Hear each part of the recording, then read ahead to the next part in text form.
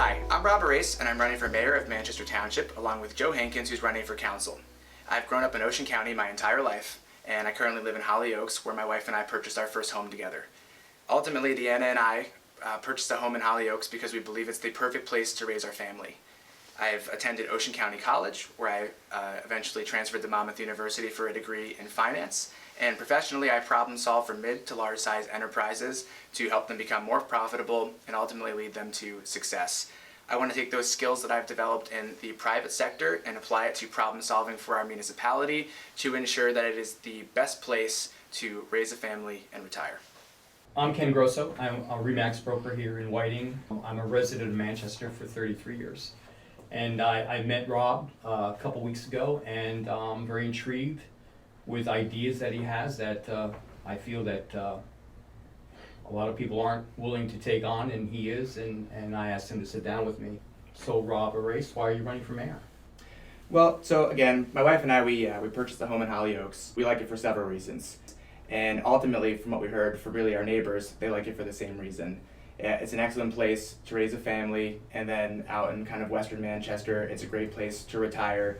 People like the fact that it's not overly congested. People like the fact that it still feels rural and suburban. And from what I heard generally around the town is that there are major concerns, especially coming out of Toms River, with development. Right. So Joe and I, Joe Hankins is my running mate, we basically both spoke to each other several months ago with all the change occurring. Joe and I basically got together and said, listen, if there's going to be someone at the reins of the town, we need to ensure that it's someone that has the best interest of the town at heart. We wanted to ensure several things. One was a responsible economic development plan. I've had the opportunity to talk to many people about it. I live in one of the 55 plus communities, and actually at one of those get-togethers, a lot of questions, why so many vacancies? Well, it's really interesting that you say that, because residents around the entire town all say the same thing. They all say that the township lacks the amenities that they need, and they all have a fear, and they'll say, listen, if I ever lose the ability to drive, I'm not going to be able to go and take care of myself, and ultimately I'm going to need to leave. Whiting Town Center is at 51% occupancy. Yeah. So there are a number of things that I would like to see done, and some's through advocacy and some's through direct municipal action. So talking about federal program, opportunity zones, state program, working really with state legislators to get Whiting designated as an urban enterprise zone. And then 3, taking municipal action. So through advocacy in 2017, there was actually a tax bill passed. And that tax bill includes a program called an opportunity zone. And with those opportunity zones, an investor that has a portfolio of investments that sells any of those for a gain can take that gain and invest it into an opportunity zone and ultimately defer their tax for a decade. Right. So one of the burning questions that I get is, why so many dollar stores? And it's a question that I get practically on a daily basis, if not several times a day. And ultimately the answer that we hear about the dollar stores is that you can't stop them. And they come in and they purchase or acquire a private piece of property, and they open up a business, and as long as they're successful and they think they can sustain themselves, they can continue to come in and purchase more land and open up more dollar stores. Right. Because as long as they can continue to be profitable, they'll continue to come into the township and they'll open more stores. Right. So what's interesting is that this isn't a unique issue to Whiting or Manchester Township, and it's actually happening across the entire country. And the concern is that it does a number of things to a local economy. They'll say that, Dollar Generals come to economically distressed communities. Well, I take a position that they actually create economically distressed communities. And what happens is that every dollar store that opens makes it more and more difficult for a small business owner or entrepreneur to succeed in town. Right. And it boxes those folks out. So the one concern is an economic concern, is that we want mom and pop shops. Ultimately, if we're looking to revitalize Whiting, we want a diverse set of business. We need those mom and pop shops to come. Absolutely. And they need to have an environment where they can succeed. So that's one, an economic concern. And 2, it's potentially a health concern for our seniors. Dollar Generals primarily sell processed foods. Right. And you have high salt content, and they're typically a cheaper option. And ultimately, if people are going there to feed themselves, and they're not choosing to go to some of the local grocers, ultimately that puts pressure on these grocers to remain open, and the fear is, what if they ultimately close? So now all of a sudden your only option is a Dollar General. Your mom and pop shops can open up to create a diverse business set, And now any local grocers that were in town that had eventually had pressure applied to them, what have they closed down? Now ultimately you're left with something that could be called a food desert, where in a certain radius there really isn't any other good alternative. Now there could be some good local alternatives that will hopefully be able to help that, but ultimately at scale it becomes extremely difficult to have any other competition enter that market, to have healthy alternatives, to have mom and pop shops open, and that's what dollar stores could inevitably create an environment in Whiting. Now the answer that we typically hear is that no, you can't stop them. However, there has been precedent set across the entire country where you actually can. And there have been other cities and municipalities that have passed basically zoning ordinances called dispersal restrictions. And what that says is that within a certain radius, you can only have an X number of Dollar Generals, dollar stores, by definition what they are, in a given radius, and with reasons why. And those reasons would be of economic concern. We want to basically cultivate an environment where basically mom and pop shops can come and open, and then two, of health concerns, really for our senior residents, ensuring that they continue to always have alternatives, and that those Dollar Generals don't box them out. Right.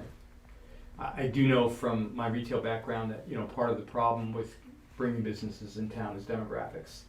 And I know from experience that, you know, Manchester's demographics are low income because they don't factor in IRA and annuity distributions. But the reality of it is that the money is leaving town. Because, I mean, I talk to many people. I mean, I have a lot of people that come through the door. And they're all either going to Lacey or they're going to Tom's River to do their shopping.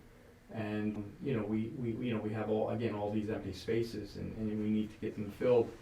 And so I know I'm going to do my part to try to do that.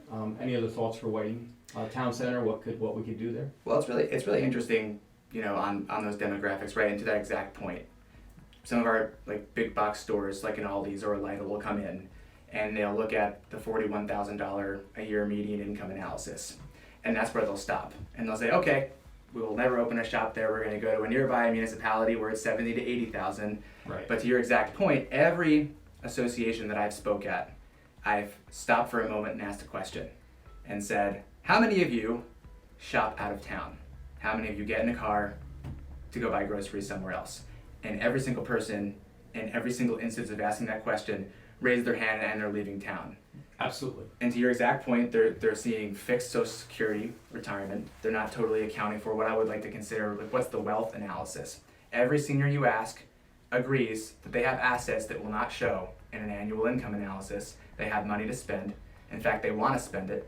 They're leaving town, and they're not spending it within Whiting or Manchester Township, and ultimately they want to. And as the governing body, or as mayor of Manchester Township, what type of surveys can we potentially run?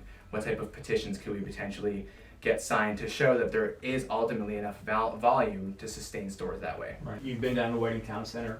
Any other thoughts of what we could do down there as far as for this end of the township? Yeah, really what I see, you know, Whiting Town Center and Crestwood Village Plaza, ultimately that's the life of Whiting. I would love to see that be the place where folks know that they can wake up on a Saturday morning or a weekday, and if they're going to think of a place to go, it's going to be right in their hometown. Right. You know, there are a couple of things I would look to do there immediately to bolster that plaza. And again, you know, talking about driving additional volume, what can we get today to drive additional volume there? You know, one could potentially be a quick win. There's no county or municipality representation for a senior services facility. I would like, as mayor, to bring a senior services location to the Whiting Town Center so they can basically have those amenities nearby, ultimately bringing people to that parking lot, supporting businesses that are already there, like the Heritage and Nona's, for instance. And something else that Joe and I are really passionate about, really veteran care. So this, with Whiting Town Center in combination with another really big campaign priority, is ultimately how do we care for veterans. So in Manchester Township, we actually have the highest population of veterans in the entire county. Wow. Ultimately, they're not able to receive care here. And some of the answer and pushback that I've heard is that, well, Toms River's the county seat, and that's ultimately why they get it, which I understand. However, I would want to fight for our veterans to be cared for here, potentially with a satellite VA office. So not only bringing senior services to Whiting Town Center, I would like to advocate on behalf of the town and work with Congressman Chris Smith to bring a satellite VA office to that plaza as well. now bringing in federal dollars, enabling primary care for our seniors in town, enabling senior services, amenities, and office location, driving volume there. And what this ultimately does is it helps Whiting Town Center establish their footing, and then they'll be able to invest more back into that plaza, kind of creating a circle of basically success and improvement. Oh, that's a great idea. So one of the other reasons I wanted to sit down with you, I sensed when I met you that you have a heart for service. And I know that I do, and in this community, and doing what I do, you have to. Do you have a heart of service? Well, I'd like to say yes, but then I'll elaborate on that. Ultimately, community service has always been a extremely important part of my life. And first on the receiving end and then on the giving end. Growing up, I actually grew up with a single mom and my grandmother. And they raised me, and they did an incredible job. And ultimately what enabled them to do that is they surrounded me and really themselves with an incredible community. And that was a community within our town and a community within church. And witnessing that my entire life and seeing folks kind of band around us, ensure that we had everything that we needed, ensured that, any time that they needed to be kind of in my life in terms of direction, they were there. I've only ever known that. And my service and giving back actually started in that church that kind of really supported me through my childhood. And I served there as a youth leader, ultimately trying to reinvest, what some of my role models had invested in me, I wanted to invest back. So ultimately it started in church, and then it started in some township volunteering. So when I lived in Beechwood, for instance, I volunteered for the Department of Recreation and gave back to the town there and ran movie events and ran Easter egg hunts, and ultimately just tried investing back into the town there. And at every step that I can take, I want to kind of leave a place better than I found it. Anybody that has invested in me, I want to take that investment tenfold and give it back into the town. And ultimately the reason that I want to run for mayor is to ensure that Manchester Township is that place where folks can raise a family, they have a community, and ultimately that community has the best interest in their heart. So I would say yes, I've always had a heart for service and will continue to have it as well. Okay. Sort of answered my next question, but can you help Manchester? And I sense that you can. I don't know if you have anything to add to that. For an elected official, I think the only thing that you could ask for is that person has really the town as their number one priority. And I don't want to necessarily promise anything other than the fact that I'll advocate and fight for the town. I'll be readily accessible. I'll be out every single day working for the town to make it a better place, ultimately listening and taking action. And I believe that by listening, identifying issues, creating plans, and most importantly, taking action, I can absolutely help Manchester, and I intend to.